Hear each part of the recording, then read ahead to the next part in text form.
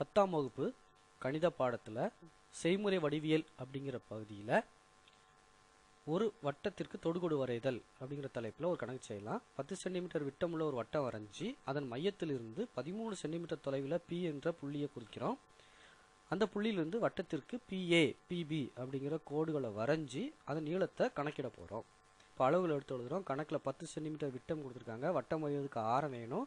10ல் பாதி 5. இப்போ ஆரம் இஸ் ஈக்குவல் டு 5 சென்டிமீட்டர். மையத்திலிருந்து தொலைவு 13 சென்டிமீட்டர். இப்போ கொடுக்கப்பட்ட அளவுகளை வச்சு உதவிப்படம் வரைகிறோம். ஓவை மையமாக வச்சு ஒரு வட்டம், மையத்திலிருந்து 13 சென்டிமீட்டர் தொலைவில் பிங்கிற புள்ளியை இணைச்சி ஒரு கோட்டு துண்டு, PA, PB கோடுகள் வரைஞ்சிடறோம். ஆரம் OA, OB 5 சென்டிமீட்டர். அடுத்து உண்மைப்படம் வரைய போகிறோம். இப்போ மையம் O, ஆரம் 5 சென்டிமீட்டர் கொடுத்துருக்கனால கவராயத்தை பயன்படுத்தி 5 சென்டிமீட்டர் அளவு எடுத்து ஓவை மையமாக வைத்து ஒரு வட்டம் வரைஞ்சிடறோம். அடுத்ததாக மையத்திலிருந்து தொலைவு 13 சென்டிமீட்டர், அதை 13 சென்டிமீட்டரில் ஒரு புள்ளியை குறித்து OP கோடு துண்டு வரைஞ்சிடறோம். இப்போ OPக்கு மையக்குத்து கோடு வரையணும். ஓவை மையமாக வைத்து மேலே ஒரு வில், கீழே ஒரு வில். PA மையமாக வைத்து மேலே ஒரு வில், கீழே ஒரு வில். இதை இரண்டை இணைத்து புள்ளிக்கோடு போட போகிறோம். புள்ளிக்கோடும் OPயும் வெட்டும் இடம் M. எம்ஐ மையமாக வைத்து OP 6 அளவு கொண்டு ஒரு வட்டம் வரைஞ்சிடறோம். இரு வட்டங்களும் வெட்டும் இடம் A, B அப்படின்னு நம்ம எழுதிக்கிறோம். இப்போ PA இணைச்சி கோடு வரைகிறோம், PB இணைச்சி கோடு வரைகிறோம். இது ரெண்டும் தான் வட்டத்திற்கான தொடுகோடுகள்.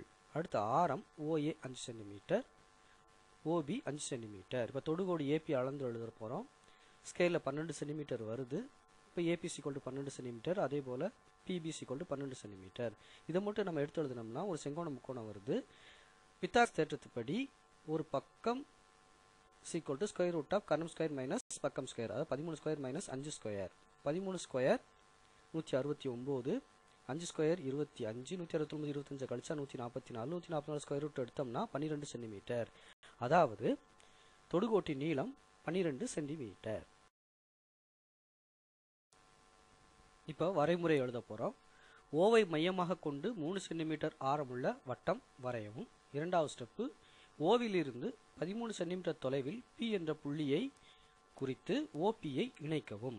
மூன்றாவது படி, OPக்கு மையக்குத்துக்கோடு வரையவும். மையம் M ஐ குறிக்கவும்.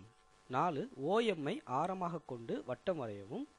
இரு வட்டங்களும் வெட்டும் புள்ளி A மற்றும் B என குறித்து PA மற்றும் PBயை இணைக்கவும்.